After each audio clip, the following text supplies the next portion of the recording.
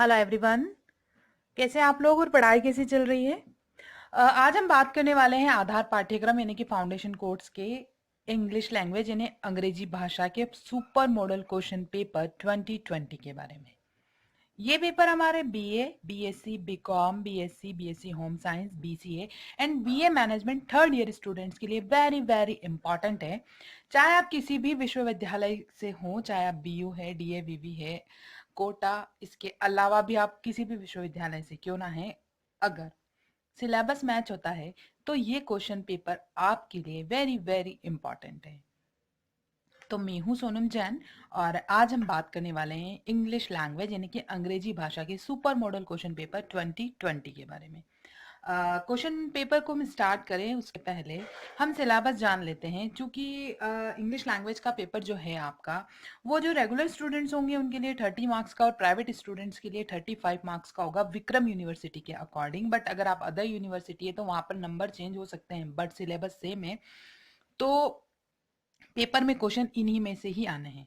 तो आपको स्क्रीन पर शो हो रहा है सिलेबस। फर्स्ट यूनिट जो है आपकी वो चैप्टर है यहाँ पर, चैप्टर में क्वेश्चंस बनेंगे, उनके आंसर देना है। उससे आपका 1 to 4 मार्क्स के ऑब्जेक्टिव एंड 6 मार्क्स के क्वेश्चन आंसर बनेंगे।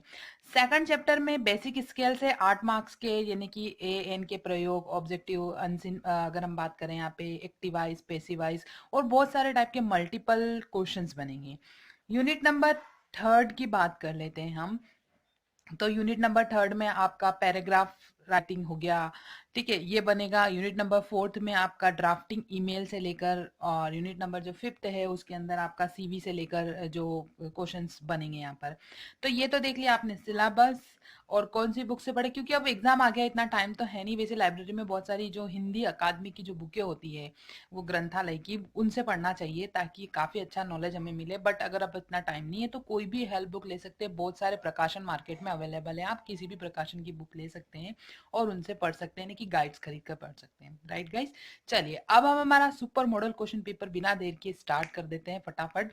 तो सबसे पहले हम बात कर रहे हैं हम यहाँ पे क्वेश्चन द फॉलोइंग, अगर हम sorry, answer the following questions. अब यहाँ पर मैंने इंक्लूड कर दिए हैं, यानी कि 1 into 4 ऑब्जेक्टिव भी बनेगा इसमें से, और 2 into 3 यानी 6 मार्क्स के जो मेन क्वेश्चंस आएंगे वो भी बनेंगे, दोनों मिक्सअप है।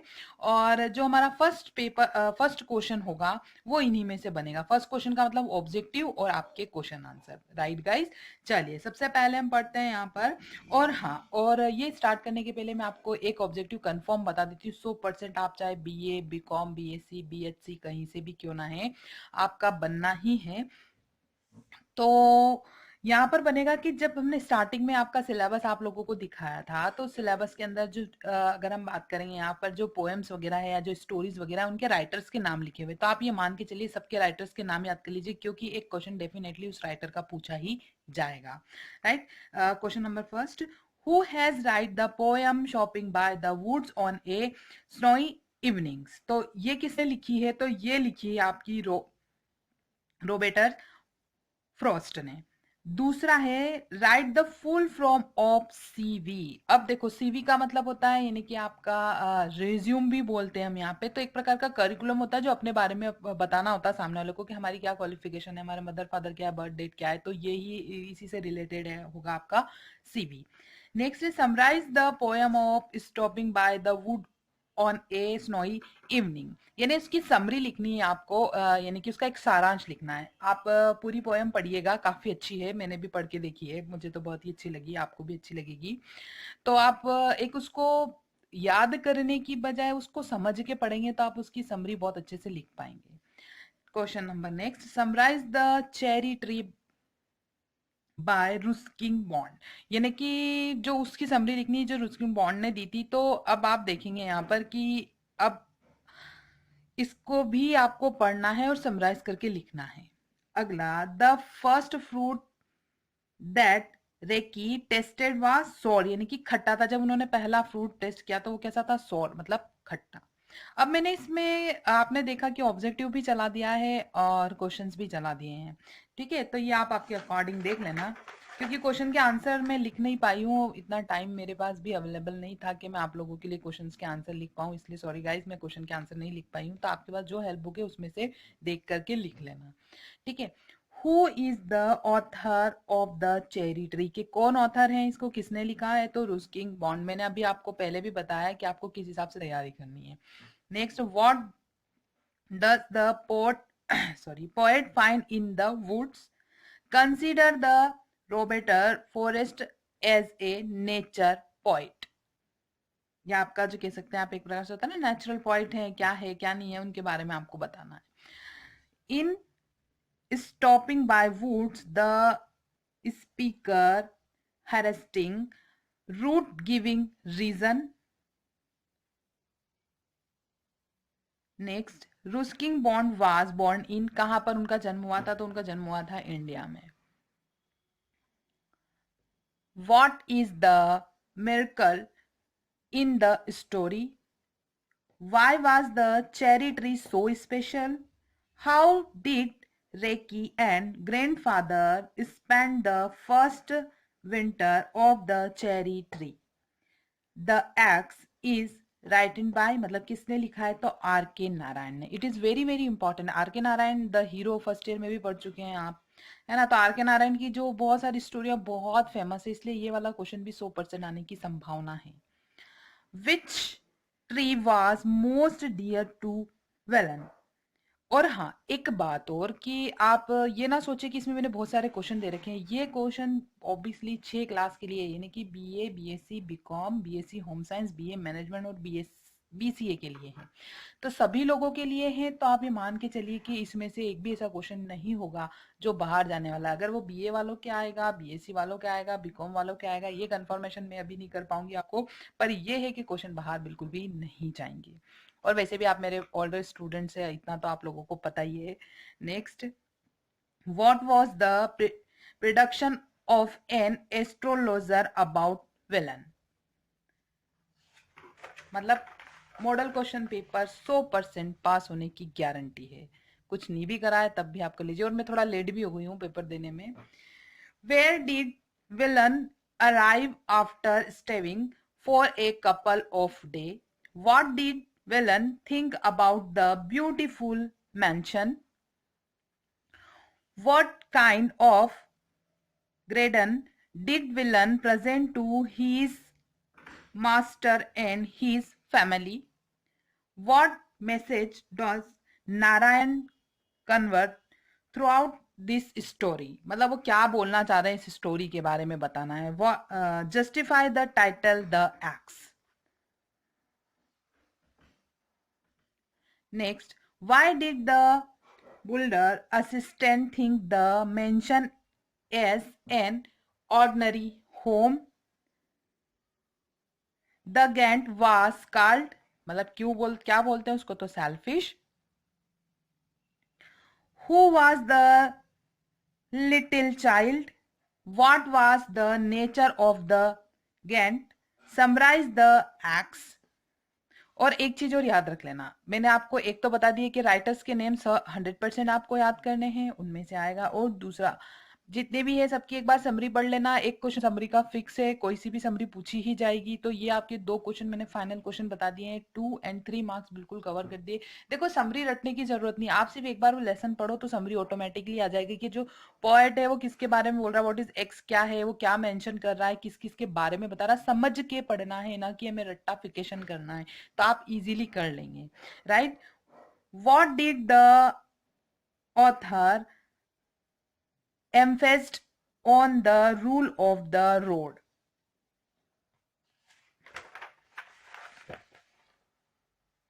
Next, what is the conclusion of the essay on the rule of the road? What does on the rule of the road summarized? Kabir was considered to be a song of Kabir is translated by Tagore. Kabir was known to be a mystic poet है ये एक। What was Kabir philosophy, क्या philosophy थी उनकी ये लिखने में। Summarise the song of Kabir. ये तो हो गई आपकी फर्स्ट यूनिट। अगर आप इतना कर लेंगे तो आप कंफर्मेशन मान के चलिए कि आपके 10 आउट ऑफ 8 या 7 मार्क्स फर्स्ट यूनिट, मतलब जो फर्स्ट 2 क्वेश्चन आएंगे उनमें कवर हो गए। अब आता है do as a directed, यानी कि यूनिट नंबर सेकंड 8 मार्क्स की होगी। यहाँ पर ऑब्जेक्टिव टाइप से पूछे जाएंगे, जैसे ए एन के प्रयोग है, ठीक है, इंसर्ट द आर्टिकल्स है, कुछ यूज करने के लिए दे देंगे। मैंने आपको कुछ है ना एग्जाम्पल के लिए आपको कुछ बता दिए हैं, और अब आपकी बुक में है तो थोड़े और आप आपके अकॉर्डिंग कर लेना। जैसे filling the blanks, Ramayana is a holy book, तो इसका एक आपको इंसर्ट आर्टिकल बनाना है, ठीक है। द आपका बोल्डिंग एज ए आपका हग, जैसे साइड या साइड प्रयोग होगा। फ्रॉम आपका अगर हम बात करें नाउन वाइज का नाउन लिखना है। अब द स्कूल प्रिंसिपल या principal is a very good, तो यहाँ पर कौन सा प्रिंसिपल यूज होगा उसके बारे में लिखना है। यानी कि बहुत छोटे छोटे 8 मार्क्स की 8 आउट ऑफ 8 आप लेके आ सकते हैं, कोई दिक्कत नहीं आएगी इसमें। वो इसलिए नहीं आएगी, बस आपको थोड़ी सी प्रैक्टिस करना है। यहाँ पर मैंने कुछ एग्जाम्पल दे दिए, बहुत ज्यादा नहीं दिए हैं, और अगर ये एग्जाम्पल भी कर लेंगे तो एक दो एग्जाम्पल तो आ ही जाएंगे, ठीक है। अब जैसे which of the following is a आपका पॉजिटिव प्राउन सॉरी प्रोनाउन, तो क्या है, I me my myself. Nidhi is a buying umbrella, a या एन या द का प्रयोग करना है, ठीक है। इस टाइप से आपको यहाँ पर शो हो रहे हैं कुछ फॉर एग्जाम्पल, उनमें से आप चाहें तो कर सकते हैं। जैसे Chetan show filling the blank in the आपका मिरर, तो इसको कन्वर्ट करना है आपको। Rohit is a agree filling the blanks here is opening, तो इसको भी कन्वर्ट करना है। तो ये देख लिया आपने कुछ फॉर एग्जाम्पल, तो आपको समझ में आया। अब हम बात करेंगे यूनिट नंबर थर्ड। अब यहाँ पे पूछी जाएगी आपसे पैराग्राफ राइटिंग, तो ये होगी आपकी 6 मार्क्स की। और इसमें पैराग्राफ राइटिंग में कौन कौन सी इंपॉर्टेंट है, देखो, honesty is the best policy, importance of English, या role of English my life, या it is very important of English, या बेसिक लैंग्वेज इंग्लिश क्यों जरूरी। इससे घुमा फिरा के भी कोई इंग्लिश से रिलेटेड टॉपिक भी देंगे तो वो एक ही होगा, ठीक है। ऑनलाइन शॉपिंग, आजकल ऑनलाइन का जमाना है, सोशल मीडिया का जमाना है। द प्रॉब्लम ऑफ अनएम्प्लॉयमेंट, जो अभी आजकल का टाइम चल रहा है अनएम्प्लॉयमेंट का, वो भी एक इंपॉर्टेंट टॉपिक है, ठीक है। Importance of computer education, computer in everyday life, ये भी इंपॉर्टेंट है। Clean India and green India, ठीक है, इससे रिलेटेड भी। रेन वाटर हार्वेस्टिंग, अभी हाल ही में प्रधानमंत्री नरेंद्र मोदी जी द्वारा ये दोनों टॉपिक काफी कुछ हद तक लाए गए। एंड वुमेन राइट्स, तो ये सारे टॉपिक वेरी वेरी इंपॉर्टेंट है जो अभी चल रहे हैं, ठीक है, तो इसमें से पूछे जा सकते हैं। इसके अलावा रिपोर्ट राइटिंग इसी से आएगी यहाँ पर। तो रिपोर्ट राइटिंग में आप कोई भी एक रिपोर्ट राइटिंग कर लें इनमें से, तो काफी कुछ बेनिफिट होगा। जैसे write the report annual function in the college, आपके जो कॉलेज में एनुअल फंक्शन होते हैं उससे related. Write a report an any one of the road accident of your, अगर हम बात करें कोई फ्रेंड, नेबर्स, रिलेटिव या अदर किसी भी का होता है उसके ऊपर लिखना रहती है। राइट ए रिपोर्ट ऑफ आपका women's day celebration in college, ठीक है। Write a report on the republic day celebration in the your college. आप बस एक याद रखिएगा, रिपोर्ट राइटिंग को मैं करने का तरीका बता देती हूँ आप लोगों को। रिपोर्ट राइटिंग में बहुत ज्यादा मेहनत करने की जरूरत नहीं, सिर्फ एक रिपोर्ट राइटिंग पढ़िए, उसको समझें, और उसके बाद में 3 रिपोर्ट राइटिंग ऑटोमेटिकली आप बना लेंगे। बस आपको समझ के करना है, रट्टाफिकेशन नहीं करना है। अगर रटेंगे तो एक रिपोर्ट राइटिंग रटेंगे तो 3 और रटनी पड़ेगी। आप अगर एक को समझेंगे तो 3 ऑटोमेटिकली समझ में आ जाएगी कि वुमेन डे सेलिब्रेशन पे हम हमारे कॉलेज में क्या करते हैं, कैसे सेलिब्रेट करते हैं, कैसे वुमेन की हमें रिस्पेक्ट करना चाहिए, उससे रिलेटेड होगा। रिपब्लिक डे अगर सेलिब्रेट करते हैं हमारे कॉलेज में तो हम कैसे करते हैं, क्या क्या उसके लिए फंक्शन रखते हैं, क्या क्या हमें करना चाहिए, क्या हमारी बेसिक नीड्स होती हैं, उससे रिलेटेड होगा। तो ऑटोमेटिकली अगर आप एक टॉपिक पढ़ेंगे तो आपको सारी चीज याद हो जाएगी। तो आप चाहे तो वो कर सकते हैं, आप चाहे तो ये कर सकते हैं, क्योंकि ये अथवा में आएंगे, ठीक है। इसके अलावा एक और आएगा अनसिन पैसेज, जिसे होता है ना उनको पढ़ के आंसर देने होते हैं, उस टाइप से भी आएगा। तो ये तो आप उसको पढ़ के वहीं कर लेना, जैसा भी आपको सूट करेगा। नेक्स्ट आता है आपको यूनिट नंबर फोर्थ के अंदर ड्राफ्टिंग ईमेल्स। ये drafting emails and CV 6 marks का आएगा आपका। तो what is A drafting emails, भाई क्या है उसके बारे में बताना है। And compose on A email from the post of English teacher. अब यहाँ पे मैंने इंग्लिश टीचर बोला, अब हो सकता है साइंस टीचर पूछ ले, हो सकता है आर्ट्स टीचर पूछ ले, हो सकता है म्यूजिक टीचर पूछ ले। तो आपको कंपोज करते आना चाहिए कि भैया इंग्लिश टीचर तो कैसे, अगर एक पढ़ेंगे तो बाकी की चीजें ऑटोमेटिकली हो जाएगी, राइट। मेक ए आपका list of a all the rules to be आपका followed will in writing an effective of email. भाई कैसे बनाएंगे एक आपका एक अच्छा इफेक्टिव ईमेल, सो उसके बारे में explain with A example basic of आपका राइटिंग ईमेल। ठीक है। What is A signification in emails, भाई क्या इंपॉर्टेंट है, ये क्वेश्चन वेरी इंपॉर्टेंट है, ये भी पूछ सकते हैं यहाँ पर, है ना। और व्हाट इज ड्राफ्टिंग ईमेल तो मैं पहले ही बता चुकी हूँ आपको। नेक्स्ट आती है आपकी यूनिट नंबर 5। और 5 को स्टार्ट करने के पहले वीडियो अच्छा लगता है तो प्लीज लाइक कर दिया करो। लाइक करना बिल्कुल फ्री है, लाइक नहीं करते वीडियो देख के चले जाते हो, एग्जाम में क्वेश्चन भी आ जाते हैं तब भी फीडबैक भी नहीं देते हो, कुछ भी नहीं बताते हो। थर्ड ईयर तीनों साल ऐसे ही निकाल दिए, तो कम से कम इतना तो करो कि लाइक कर सकते हैं। फीडबैक एग्जाम देके आए तो बताएं तो सही, वीडियो पे कमेंट करें ताकि और भी बच्चे देखते हैं तो उनको भी काफी कुछ मिले। और अगर आप नए हैं, चैनल सब्सक्राइब नहीं किया तो जल्दी से सब्सक्राइब कर लें। इंस्टाग्राम पर फॉलो करना चाहते हैं तो कर सकते हैं, हमने हमारा आईडी दिया हुआ है। और कोई सुझाव है, कोई अदर सब्जेक्ट का मॉडल क्वेश्चन पेपर चाहिए तो प्लीज जल्दी से बिना देर के कमेंट बॉक्स में कमेंट करके जरूर बताएं। और हाँ, आपको लगता है आपकी काफी कुछ हेल्प हो रही है और अगर आप कुछ डोनेशन देना चाहते हैं तो 7415488369 पर आप कुछ भी गूगल पे, पेटीएम या एनीवे कोई भी सोशल मीडिया से पे भी करना चाहें, आपकी इच्छा है तो कर सकते हैं। बहुत सारे बच्चे करते हैं और आपका भी मन है, आपकी रियलिटी में हेल्प हुई है, जहाँ कोई हेल्प नहीं कर रहा था वहाँ हेल्प हुई है और आप बहुत अच्छे नंबर से पास हुए हैं, तो ये हेल्प भी हमारी कर सकते हैं। और बाकी तो आपके लिए मॉडल क्वेश्चन पेपर अवेलेबल हो ही रहे हैं। और वीडियो अच्छी नहीं लग रही है बिल्कुल डिसलाइक करें, पर आप आपका ओपिनियन दे के जरूर जाएं, बिना ओपिनियन दिए जाना नहीं है। Right guys. और कुछ सुझाव देना चाहते हैं तो वो भी जरूर दीजिएगा। चले अब यूनिट नंबर 5 देख लेते हैं यहाँ पर। तो यूनिट नंबर जो 5 है, इन्हें ड्राफ्ट बनाना है। ड्राफ्ट है CV for the post of HR management in the marketing company. ठीक है। ड्राफ्ट है resume to apply for the post of CEO and what is a CV and types of resume, इसके बारे में आप लोगों को यहाँ पर बताना है।